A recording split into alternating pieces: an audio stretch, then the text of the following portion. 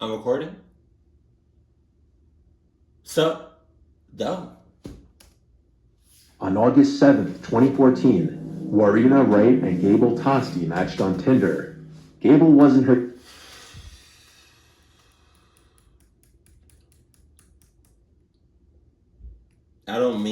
I kind of mean, but I don't mean to be judgmental. But he looked crazy. He looked like a cluck ass. Gable wasn't her usual type, looking like a man who spends way too much time on his appearance, but he reminded her of Sam Winchester, a character in Supernatural, one of her favorite TV shows. Gable opened with a raunchy and aggressively forward message, saying, "You look delicious. I want to do dirty things to you." Time to go! Time to go!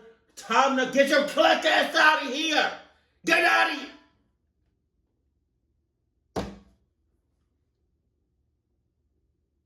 Cluck? To which Warrina responds, "Does that usually work?"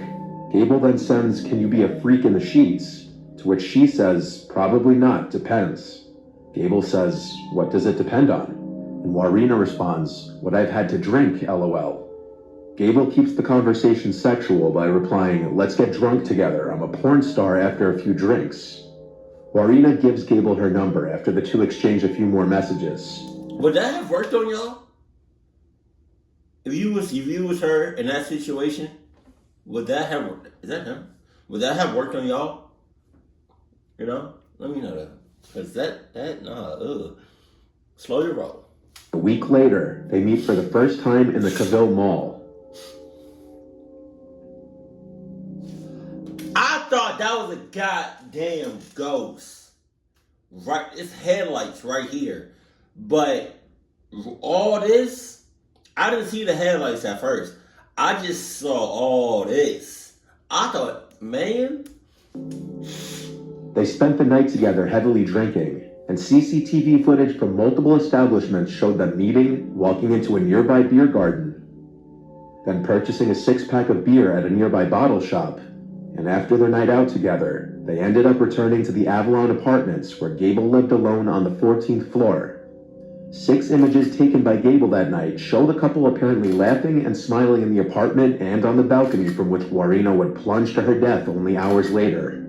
For whatever reason, Gable recorded the audio of his entire night with Warrina, which included the entire confrontation the two would have towards the end of the night, which was later played during Gable's trial. It was later found out that Gable had a weird habit of recording his entire dates with multiple women. At some point after the two had... God, that is weird. I feel like he would get one off every now and then, or every night. Warrina can be heard becoming increasingly erratic and aggressive towards him. However, as the night progresses, Gable can be heard in the recording refusing to let her leave, and Warrina's terrified screams to let her go home are silenced when he locks her outside on the balcony. During this recording, Gable can allegedly be heard choking out Warrina before locking her outside. Call them with what? I thought you lost your phone. Exactly. So how are you going to call anyone without your phone? You stole my fucking phone. I didn't touch your goddamn phone. You guys fucking stole my shit. Shit, I should So never... that's why I'm fucking calling them. should have never given you so much to drink. Thank you, Mr. Nightmare, for having such clear-ass audio. I thought we were going to have fun. Well, where's my shit? Where's your Where's phone? my shit? What's your phone number? Oh, Go I have it. 800 fucking psycho bitch. Fucking. I don't deserve this shit, alright? I'm a nice fucking guy. Yeah. Not fucking guy with a little money. Must be on the balcony. Oh, I have shitloads of money anyways. My fucking money. Stop. Just calm down, please. I'm not coming down You've because had too much to drink, alright? I'm not coming down because I've had so much to drink and I had shitloads of money in New Zealand. It's not funny. Shit. You know? Calm down, Do please. you know how I feel? Because no one else has money. Do you even remember what you were doing to me like half an hour ago? It was freaking me Yeah. out. You beat me up for no reason. Exactly. Why? Because you said you're a freak. You thought it was funny or something. It's not. No, I told you. In the audio, he can be heard saying to Warrina that she was lucky he didn't throw her off the balcony. I got a theory. What if she knew, they both knew? Oh no, it's I'm just throwing it out there. What if they both knew about the audio? Because why would she slur? She spoke fine moments or like, a few seconds ago. Like she'll say a sentence or he'll say a sentence and be like, oh, because you did. How was I supposed to defend myself from turnover? It's like the important shit of the audio is mumbled, but nothing else. Along with numerous other threats. Let's go. It's Fucking not insane. about how you mean. It's not about how. Yeah, it is. You're fucking insane. It's not about how you mean. It's about how you. Give a shit now. See, I thought you were kidding, and I've taken enough. This is fucking bullshit. You're lucky I haven't chucked you off my fucking balcony, you goddamn psycho little bitch. Who the fuck do you think I am? Yeah. Why would you say that? Why would you say, out of all things you could have said, out of all things, and there's millions of things you could have said, you chose those specific words, and then she falls off the balcony. Come on, man. Do you mood tie now? What? What? Got something to say? Say it. Say it. Who the fuck do you think you are? No! Hmm? No! No! You're No! trying to kill me, huh? No! Why'd you try to hit me with that? No! Huh? No! No! No! No! Fucking no. Nobody. I know their neighbors gotta hear some. Like, there's a difference between like role playing in the bedroom, and I feel like there's like a difference between hearing somebody role play sexually in a bedroom and then somebody crying out for help. Or maybe it's like it's not, I don't know. It's all on recording, right? It's all being recorded.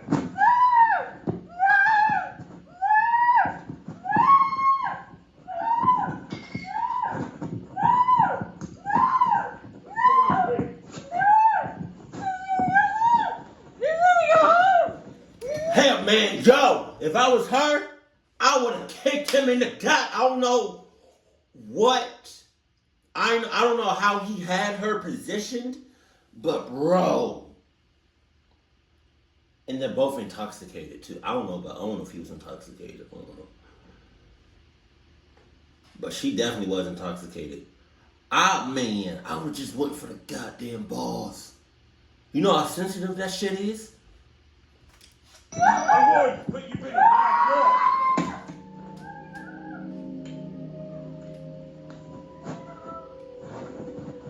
It's apparent that both Gable and Warrina were very drunk, with Warrina sounding a lot drunker than Gable, slurring all of her words. Warrina apparently thought the only way to escape would be attempting to...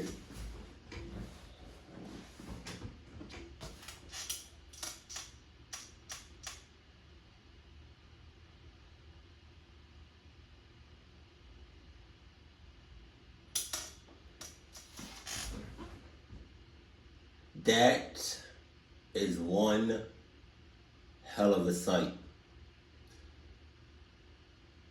That's one hell of a picture. in the context of this story. Holy shit. Climbed down the building, which resulted in her falling from the balcony to her death.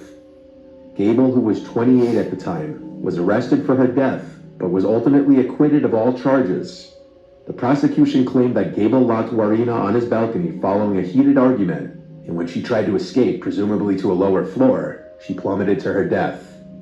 Gable's defense team said Warrina was extremely intoxicated and that she had been acting irrationally before her tragic fall.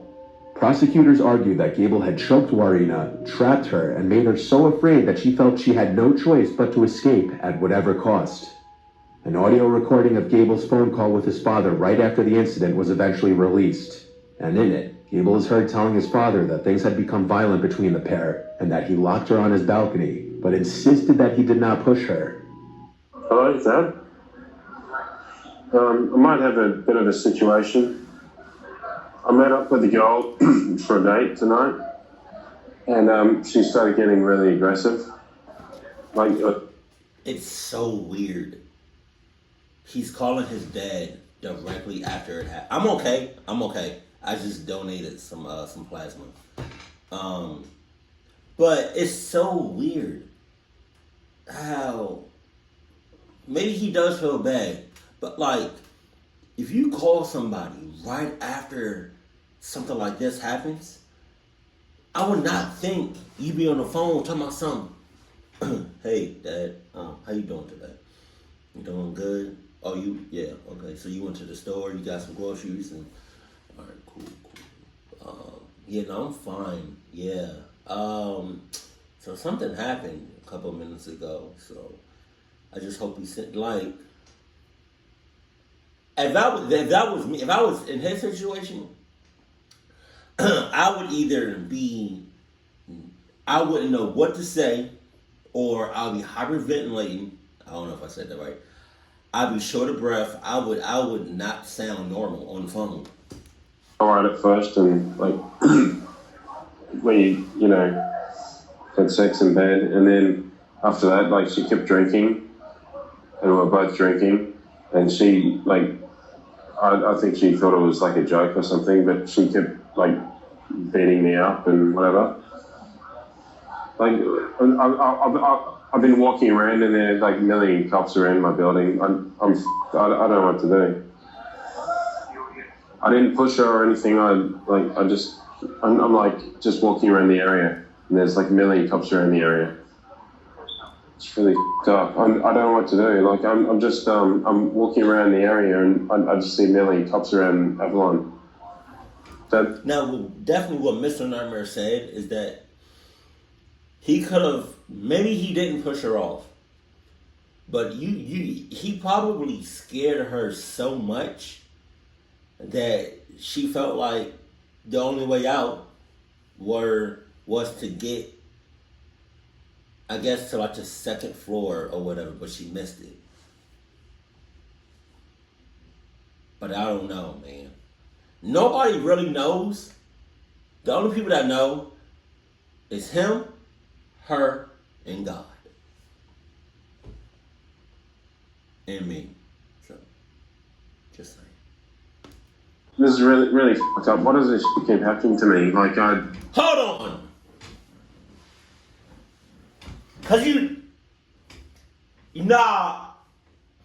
ain't just, hold on. You ain't just say that shit. You did not just say that shit. Why does stuff like this keep happening to me? So every time you meet a girl, you meet a woman, she killed herself, something happens, something tragic happens. Every time you meet, that's not a coincidence. He did something. Yup. Clock that. I swear to God, I didn't push her or anything. I just chucked her out on the balcony and shut the door because she was beating me up. According to a downstairs neighbor, loud arguments with women could be heard quite often from Gable's apartment, hinting that this kind of thing was a regular occurrence with him. Many people do believe that Gable murdered Warrina, and there was public outrage when Gable was acquitted. I have a dark, twisted sense of humor. And I'm probably really clucked up for saying this. But you know that song. I just know the hook. It's raining men. It's raining men. It's raining women from his apartment. Get it? Did you get it? Oh, I'm sorry. The process of going through a divorce is usually not a pleasant one, and emotions are often very mixed. For some, a divorce can be a horrible time in one's life, full of grief and sorrow. But for others, it can be a hopeful time, a fresh start. For 39-year-old Jovi Pillico, a nurse from Sydney, Australia, her recent divorce with ex-husband Alexander Villaluna was going to be a new beginning. Jovi posted on Facebook, "New Year, New Beginnings," accompanied by a smiling photo of herself. Go back. Go back. Go back. If your password is this long, who you running from? Who you hiding from? Who you think is out to get you? That long ass password. By a smiling photo of herself.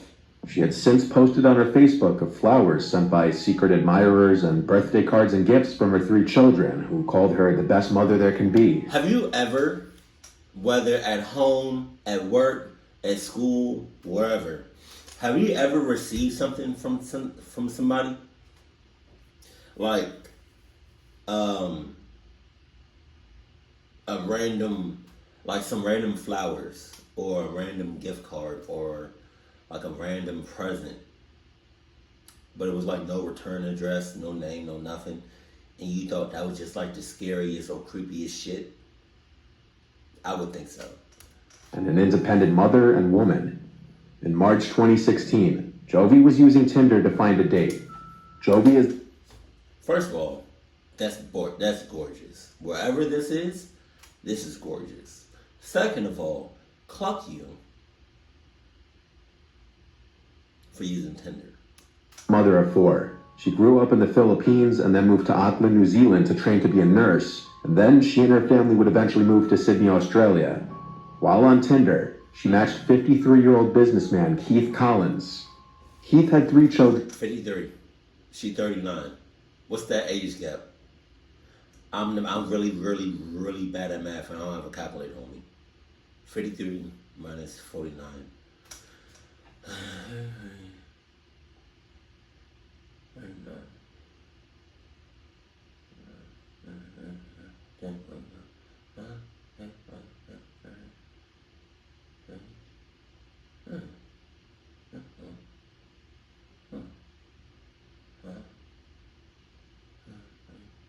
Is it 23? I might be off. And 4 stepchildren. The 2 enjoyed chatting and decided to meet for a date. On March 30th, 2016, they went to dinner at a Korean barbecue restaurant. Just as they were finishing up, a man came up and put his arm around Keith. It was Jovi's ex-husband, Alexander. He asked Keith what he was doing with his wife. Keith said they were just having dinner. Then suddenly Alexander grabbed Keith by the neck with his left arm, and he used his right hand to stab him in the abdomen with a hunting knife. God damn! Right then and there, oh my God. No, oh my God. Jovi started screaming at him to stop, saying they were just having dinner. After stabbing Keith several times, Alexander turned his attention to his 35-year-old estranged wife. He stabbed her once in the chest and once again in the arm when she tried to defend herself. Keith had fallen to the floor and he was trying to get up. Alexander got on top of him and then using both hands, he punched the knife into his chest. He did this 5 more times. After stabbing Keith 11 times and his ex-wife twice, Alexander calmly walked out of the restaurant. Jovi began to run from the restaurant, and at first Alexander went after her, but he seemed to give up or change his mind and head back to the restaurant, where he sat by Keith's now dead body and waited for the police to arrive. He surrendered without putting up a fight to the arresting officer, and he admitted that he attacked Keith because he was having dinner with his ex-wife.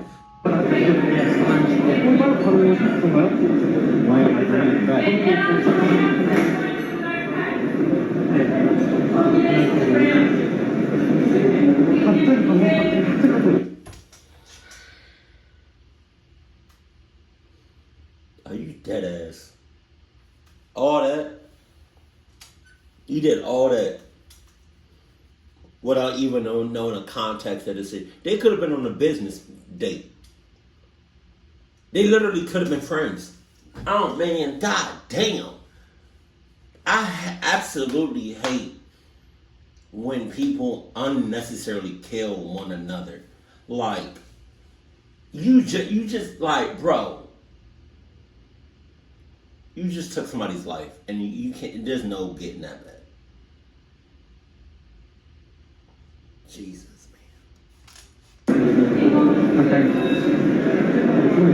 We're more than welcome to change technical.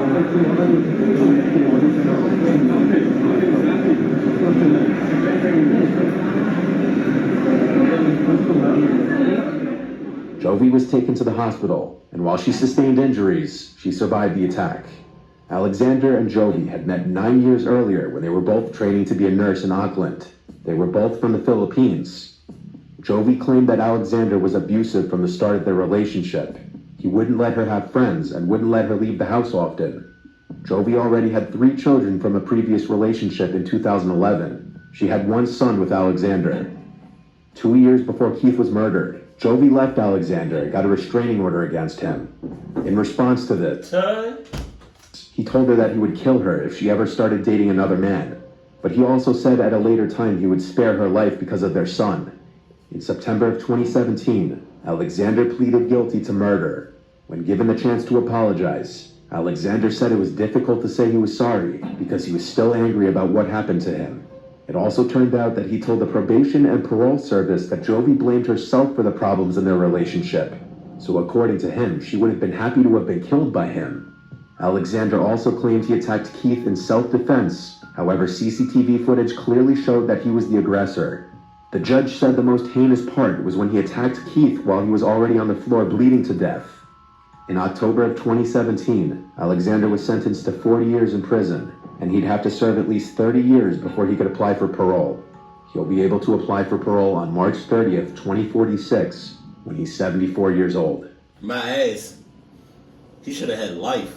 On the morning of October 26th, 2018, 21-year-old Grace Millane drove from her Essex County home to Heathrow Airport in London, where she boarded her flight to Peru. She spent the next 10 days traveling from island to island before heading on her way to Auckland, New Zealand, where she would arrive on November 30th, 2 days before her 22nd birthday. Grace was staying at a hostel where she made friends with some of the other tourists and backpackers.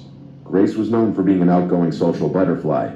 I thought you were about to say Grace was known for being an alcoholic. The rest of the night on the 30th taking it relatively easy, and decided to start swiping on Tinder looking to meet someone. Jesus maybe Christ. make some local friends while she visited. God damn. She swiped until she connected with somebody named Jesse, and the two began to chat. Grace and Jesse made plans to go on a date the following day, and so on December 1st, 2018... The following day? I've never, ever used Tinder or any other dating apps. But if you meeting somebody for the first time online, I would reckon that y'all get y'all text, FaceTime, call one another for at least like a few weeks. Y'all gonna meet up the day after? Grace's bunkmates watched as Grace got ready and left the hostel to head to her date with Jesse. A few hours went by, and at some point in the evening, Grace... Damn. Around Christmas time? Jesus Christ. Sent a message to a friend back home stating that the date was going really well and she felt a connection with Jesse. My ass. However, it wasn't long after this message that Grace's phone and social media activity went silent. The next day was her birthday, and many of Grace's family and friends went on to send Grace happy birthday wishes, but she never replied to any of them. And as the days went on, everybody became increasingly concerned. And so on December 5th, 2018, Grace's family reported her missing to Auckland law enforcement. They clarified their concern by pointing out that Grace was actually carrying 2 cell phones while she traveled, just in case there was ever an issue with one of them, so that way she would still be able to stay in touch. Both of Grace's cell phones had been going directly to voicemail as of December 2nd. Grace's father traveled to New Zealand to do some searching of his own. CCTV footage caught Grace leaving her hostel at exactly 5:37 p.m., She then walked to a bar and casino known as Sky City, which was fairly close to her hostel, and she waited there for a few moments until she's seen meeting up with and hugging Jesse. The two of them then went into Sky City for approximately 90 minutes while they had some drinks together, and things appeared to be going really well, and the two appeared to be hitting it off. They continued their date onto the next bar, known as Mexican Cafe. They had a few more drinks at the Mexican Cafe, and then they continued on again to another bar known as the Blue Stone Room. While at the Blue Stone Room, things appeared to become more intimate between the two. They can be seen kissing multiple times, before Jesse made a quick trip to the bathroom. This is the exact moment that Grace messaged her friend back home that she was having a really good time with her date. Jesse then returned, and the two eventually left the bar at 9:40 p.m. The two are seen holding hands and walking towards a building known as the City Life Hotel, where Jesse rented an apartment. The two can be seen entering the elevator of the building and exiting on the floor of Jesse's apartment. This is the last moment that Grace was seen alive. The next morning, on December 2nd, Jesse is then seen entering the elevator alone and exiting his apartment. Did he look at the camera? I think he did for like a quick second. Go back. Go back. Go back.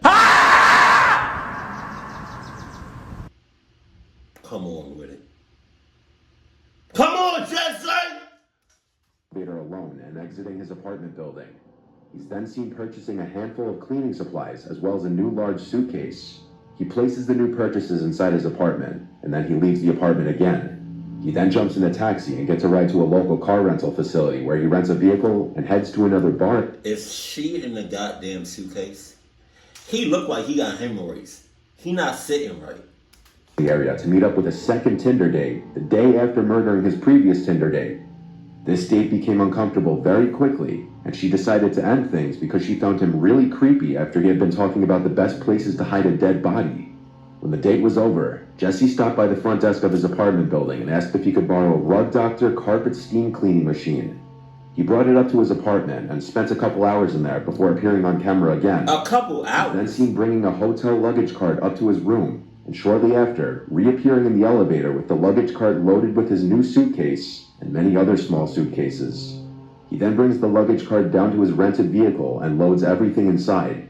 The next morning at around 7 a.m. on December 3rd, Jesse then went to a nearby store and purchased a brand new shovel. He then returned to his apartment building just after 9 a.m. My guy is stupid. You're a dumbass. You're literally on camera doing everything. Like, the evidence is there. The footage is there. You're getting everything for the... Man. Stopped by a random trash can and tossed out some items, and then drove to a dry cleaning service to clean some clothing. Oh my God. And then he took his car rental to be completely cleaned. Police caught up with Jesse a few days later. That's crazy. He's literally doing everything. Like, he's trying to get away with murder on camera. Everything he's doing on camera. Brought him in for questioning.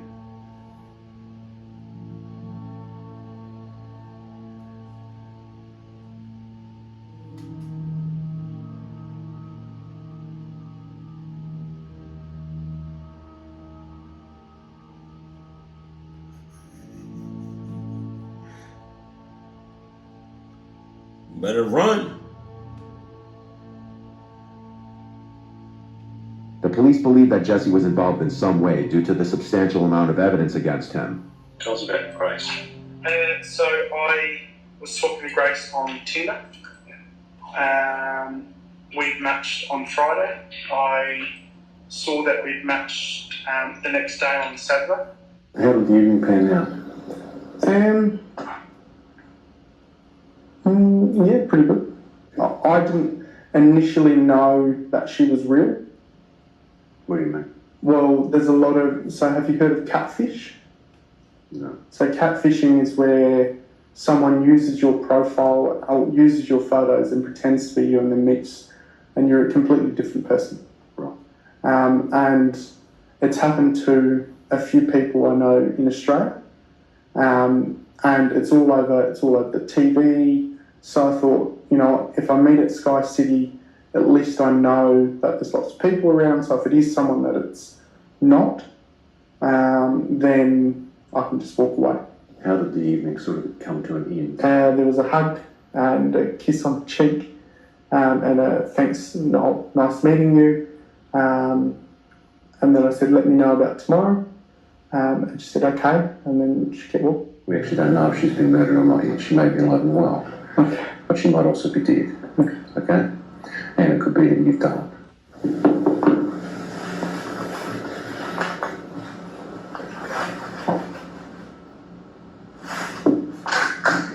Hey, I just want to ask a question. Have I been arrested for something I didn't do?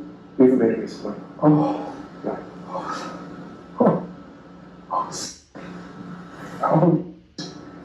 They immediately obtained a search warrant for Jesse's apartment, and they began a forensic examination. Despite Jesse's cleaning attempts, the investigators were able to discover blood in and around the two edges of his apartment carpet using luminol. Jesse was then interviewed again on December 7th, just 2 days after his initial interview, and this was when his story to police began to change. Drove the car out to Cumu at first. I picked up a shovel from ITM at Cumu. I ended up driving towards the Waitakaries. I went into the bush. I dug a hole. Why are they blurring his face? If we already saw his face. I went and got the suitcase. And I covered the hole. What you crying for? Like, shut up. And then I drove. Shut your ass up. Where is her possessions? I threw them in the rubbish. Is that him? Whereabouts? Albert Park rubbish. Right. So what items of her property have been disposed of in Albert Park? Everything. All of her clothing? Everything that was in the room. I was just panicking. Did you inflict any injuries on her that caused her to die? No. Did you kill Grace Millane? Okay. And you're under arrest for the murder of Grace Millane on or about the 2nd of December. You understand? Yeah. Jesse was charged and held in police custody. And while behind bars, police found pictures Jesse took of Grace before placing her inside the luggage that he purchased.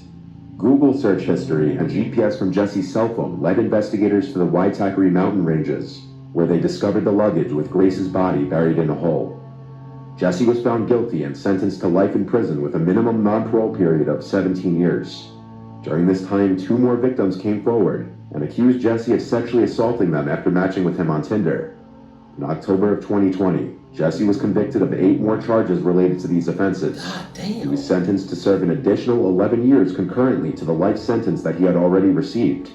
Jesse Kempson currently resides at the Auckland prison in New Zealand, where he will remain. Let's get these motherfuckers out of here. Let's get these out of here. Let's get all these motherfuckers and put them on a different planet. What Patrick say? What he say? Let's pick. Why don't we take the Krusty Krab and move it, or something like that, or take Bikini Bottom and move it, something like that. These stories was crazy as shit. But that first story and the third story was just, man, god damn. It's really some evil, crazy ass, cluck ass people out here. Like, evil to the bone. Don't care about nothing, nobody's life. The shit is just crazy. How we live in a world full of evil ass people. God damn. How do we live in a world full of angels and demons? Jesus. Keep it cool, keep it classy, and I love you. Stay happy, my family.